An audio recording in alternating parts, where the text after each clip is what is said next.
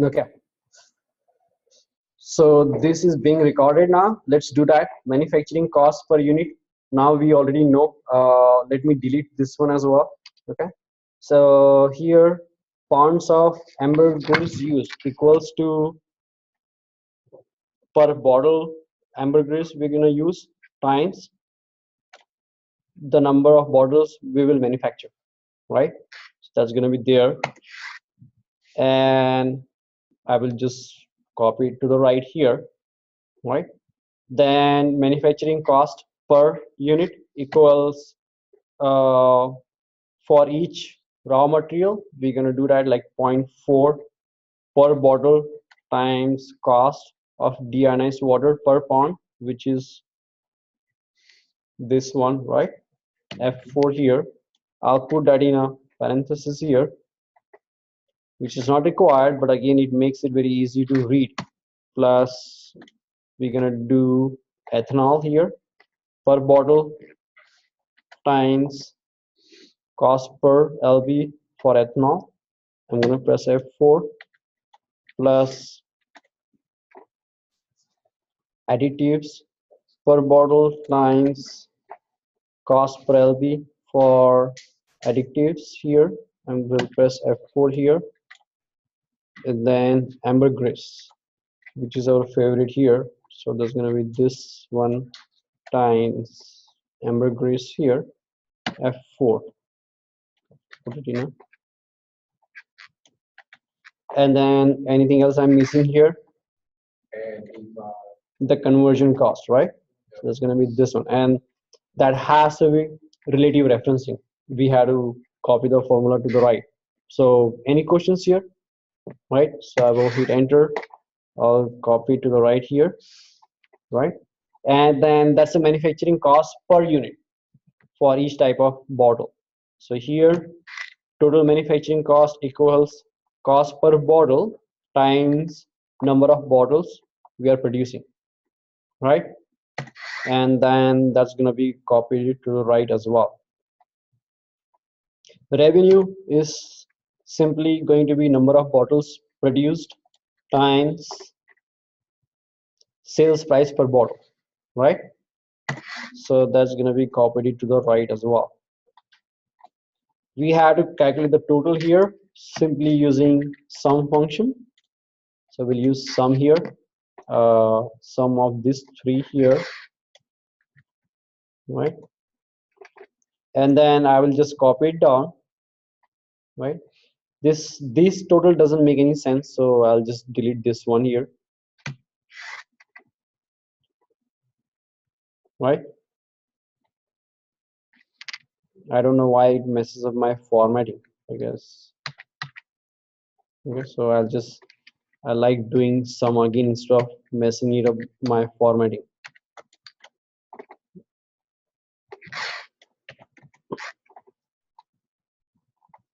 Right? Sorry guys with me? Right? So here, so sales revenue will be equals to the sales revenue here, which is I will just pass on the reference. Okay, do not type it in. Do not type in that number. Always pass the references because that's how solver will figure it out. Okay, and less manufacturing cost. That will be manufacturing cost is this G27, right? So gross profit equals your revenue minus your manufacturing cost, right? And then your sales and administrative expenses equals to, let's say you have this one C8 times gross profit. That's based on revenues, right? Yep. So we're gonna do it the revenues per dollar revenue. So that's gonna be revenue. So C8 times C31, right? Yep. That gives you 563 here. Net income before taxes going to be equals to gross profit minus sales and administrative expenses, right? So that's going to be this one, and net income is going to be income tax rate is 0.32 times net income before taxes, right? And that this will be simply going to be net income before taxes minus total taxes you will be paying on that, right? So far so good, right? So let's go ahead and do the solver now. Diana, are you with me? Okay, so let's do the solver now. All of you have this solver available, right? So we'll click on this one here, and our objective function this time is going to be this cell here, right? We want to maximize net income after taxes, so maximization option is already checked, right? By changing variable cell is going to be these three, right? Now we're going to add all the constraints. Are you guys with me? Hold on, where'd you get that at? Which one? This one? Yeah. You see this D22 to F22?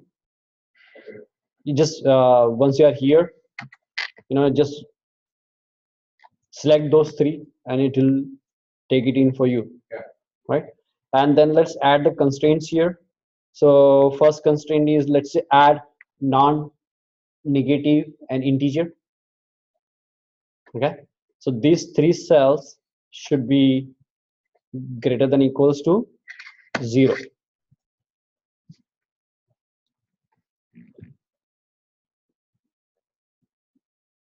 Right? Then I will add another one here. These three cells should be integer.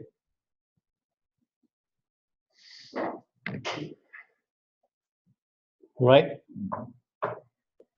Todd, you with me? I got the first one, I gotta add the second. Okay.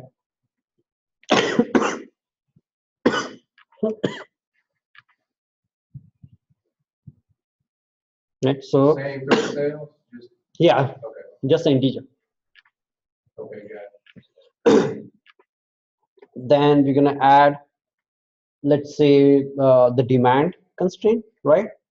So number of body spray that we will manufacture or produce should be greater than equals to the demand, minimum sales demand. That's D6, right? So D22 should be greater than equal to D6,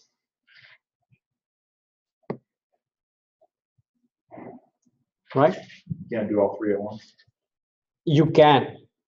That's a thanks for letting me know that you can do that. I'm just gonna select all three. You can do it one by one, or you can do all those three. It should not matter. It's one-to-one reference that Excel does. So we added the demand constraint, and all we need to do is the ambergris, right? So for that, we already have a total column here, right? This total column for the ambergris you should be less than equals to the available quantity, right? Kim, you with me? So you say, okay, here we keyed in all the constraints, right? As I always say, go to the options here and check out everything is okay. Make sure you put in 0 there if you want the 100% optimal solution. This might take more time, or sometime it might not produce it, but you should always give it a shot first. Okay, then put in maximum time and number of iterations that you wish the solver to go for. Again, if the solver reaches that particular limit, it's going to give you options whether you want to continue or to stop there. What was that last constraint? The last constraint that we added, the ambergris, right? Yeah. G25 should be less than equal to C9. I can No, do this. I just put in the numbers for you, but just put in C9. Yeah, it's always better to pass the references because later on those numbers might change with your business requirements, but this model will still be valid. Never use hard-coded number anywhere as far as possible. Mhm. Always use references. Mhm. And then say that again, Dave. Okay, let's solve this one here. And it found the optimal solution, right? I'm gonna keep this report here, answers. Make sure you select that report, okay? And then you say okay here. So this is what you guys got, right? 22216, right, Dave? Okay. So that's the optimal solution, all right? And it's always good to look at your answer report and see which constraints are the binding constraints and which are not binding, okay?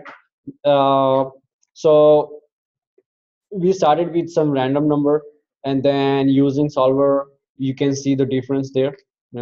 This is always good to compare from your last strategy that you might have in your company, right? So what if you the number of the pound of ambergris used might change from 22, let's say now you have 25 available. How will that affect your cost? So you can do a lot of what if analysis here. I have a question about that one because I ran mine my solver a couple times because I had things wrong. So I was just like testing it. Yes. So if you don't ask for that answer report, then there's no other way to go back and see No. like, your old values. No, right? you have to do it again. Okay. Yes. So here it tells you your decision variables, final values here. So this is how much you're producing, and this should match with these yellow cells here, right? And then last one is the constraints. So this tells you that how much constraint, how much of them are binding and how much of them are not binding. For example, you're using all of the amount of ambergris available, 20 pounds, right? So this is a binding constraint. You don't have any slack there. Okay, so units produced body spray, you are producing the full amount as much as needed by the demand. Okay, units produce cologne, you are not producing as much as the demand, right? So I guess this is not binding, right? So it has to be more than the required. So how much was required? 25, right? So we are producing 41105, but it's not binding. There's a slack there. And then these are non-negativity constraint greater than equal to 0, right? So these are not binding, these are binding, and this is not binding constraint. Now why you need to know which constraint is binding and which constraints are not binding? Any thoughts on that? Is there room for improvement? Can you improve on one that's not binding? No, with the one which is not binding, which means you have additional capacity available. Okay, so the thing is the things those are binding that determine how sensitive your solution is, right? For example, if something changes on the constraint that's binding, it will affect your final solution. But here it's not binding, so even if it changes a little bit, it might not affect your final solution. So like to put this in perspective here, you can go ahead and produce up to 16,105 more cologne. It won't still affect your final solution. You'll be producing the same amount of profit. Does that make sense to you? But if I produce 16,000 more, wouldn't I violate 20 pounds of ambergris? This lag, that's what it means. I don't know, like it might one the other constraint, but maybe you're right. Maybe, but We're right at 20 pounds. It's saying you could have done it, but you had a constraint of ambergris, so it did. But there is a slack. There is a capacity available. So obviously you have to put everything together, but there's a capacity there. You can still do this. So it was a limit that wasn't reached based on solve. Yeah.